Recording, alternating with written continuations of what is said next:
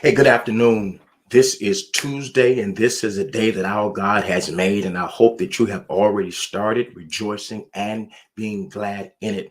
We missed our Tuesday morning prayer and affirmation, aka affectionately known as Coffee and God. We had a crazy day yesterday, a beautiful day, but yet crazy.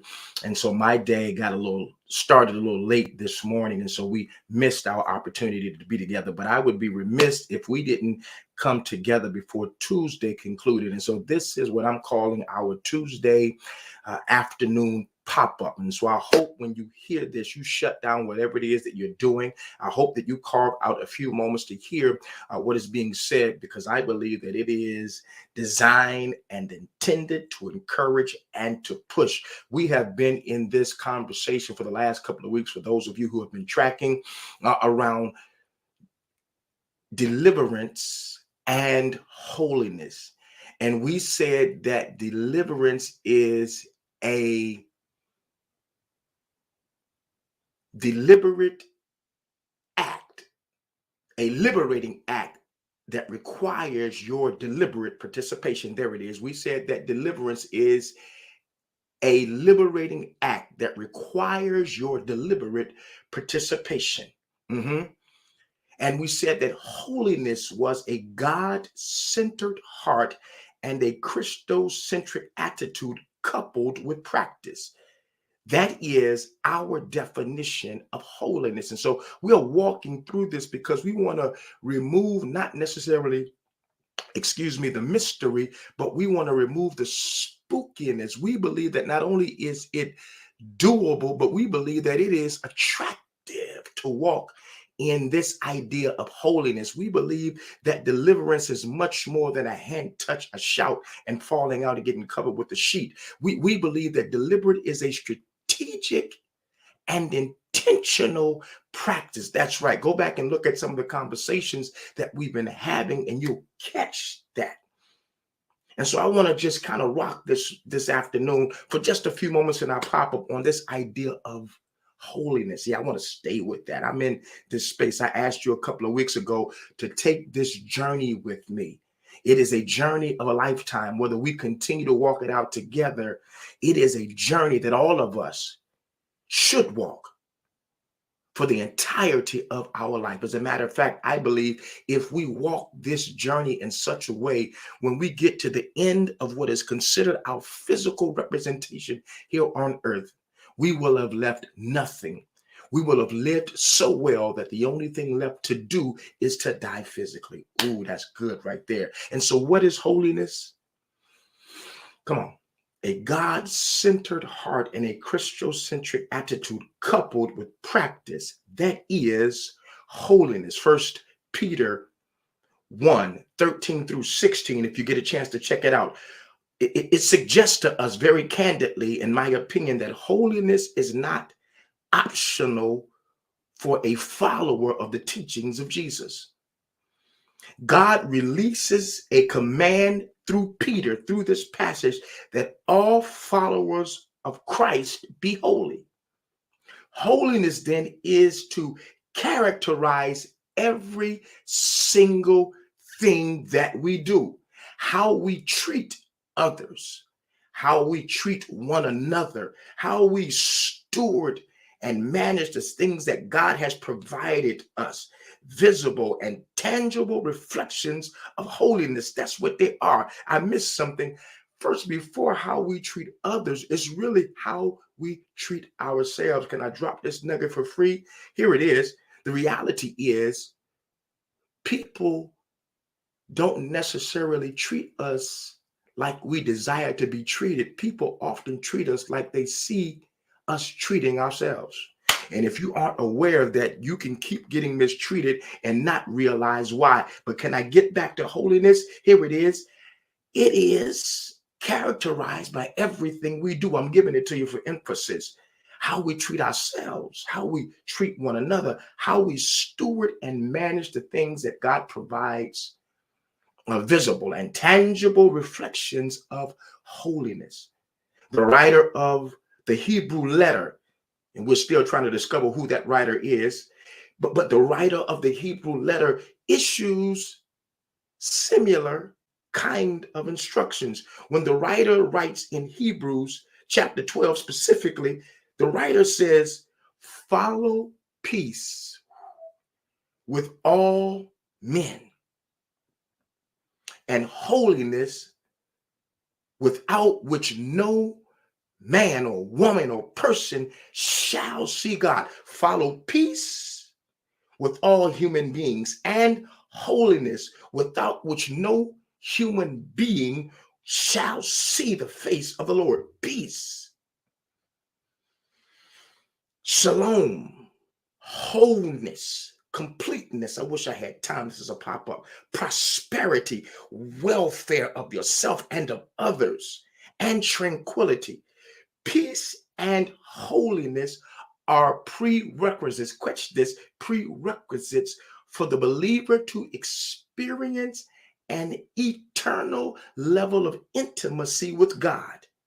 Hebrews 12 says it: without peace and holiness, no person, no human being shall see God, experience God on that eternal, intimate level. Without what? Peace and holiness. You can't have holiness absent of peace, and you can't engage in authentic divine holiness absent of peace, and vice versa.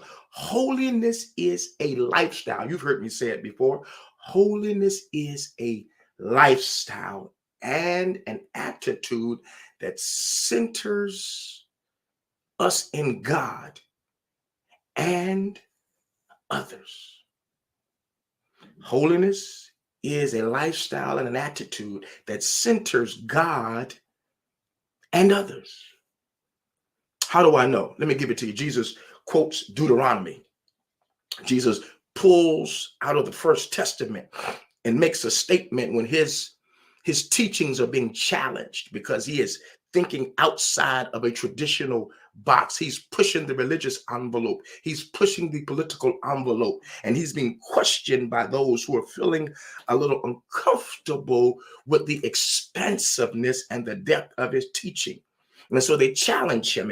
And Jesus makes this statement. We're talking about holiness, your personal and your social. Remember, a couple of weeks ago, we said it's not an either or, it's a both and. It's your personal growth that is one element of holiness, and is your social holiness. That is extending yourself to others.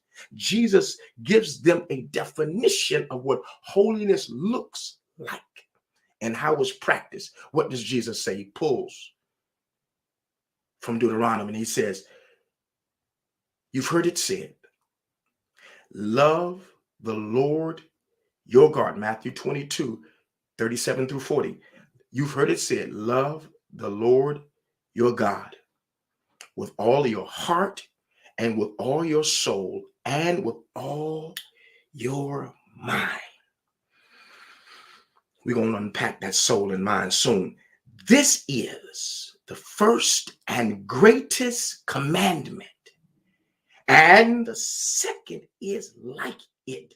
Love your neighbor as yourself. All the law and prophets hang on these two commands. Holiness, shout. Holiness, fainting. Holiness, running around. Holiness, speaking in a divine language. Holiness. Holiness.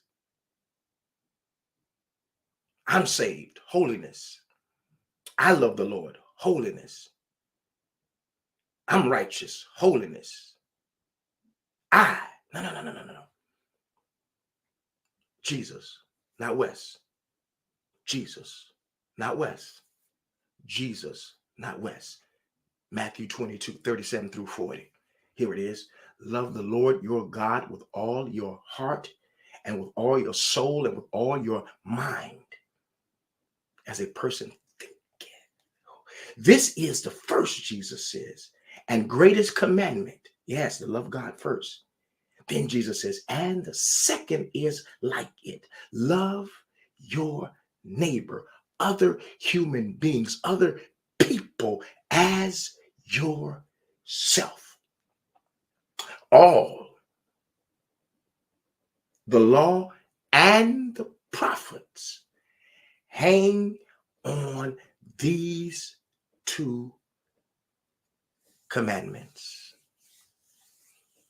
Yo, beloved, I'm out of here. I hope that you are benefiting from these conversations. I'm challenging myself to be the best human being, the best version of who God has created. And I believe in a spiritual context, in Christianese conversation, that is holiness. I want you to take that journey with me because I want you to be the best version of yourself. And the only way you can do that is if you are intimately connected to the source that created you, Genesis 1 and 2. And so what is holiness? It is a God-centered heart and a Christocentric attitude coupled with practice. That is holiness. I love you. With everything that's in me, I love you. And I hope that you love with everything that is in you, because that's the way that God loved us. Because God is, we are. Because Jesus did, you and I can. Thanks be to God who always causes us to triumph. You are indeed more than who you think you are. You are more than perhaps what you have already been told. Just a reminder, we're bike riding on next Sunday in Duracell Park. If you have a bike, come on and bring it on out there, Danbury, Connecticut. If you want to just walk, come on and do that. But let's get together. Let's have some fellowship. Let's be together. And then on October the 30th, we're showing a movie collectively together, along with some other information that we believe that's going to be beneficial to not only you and your family, but the community at large. So place October the 23rd on your calendar and October the 30th. If you forget all of that, just go to our Facebook page or YouTube, wherever you might be watching this, and the information will be there. Again, spiritual life counseling and coaching can be provided. Just reach out to your boy and we can schedule a time to do that. Love you much. This is a Tuesday pop-up, and I hope that you found it incredibly beneficial. Stay up, man. Stay up, and you pray for me, and I'll pray for you. Peace and blessings.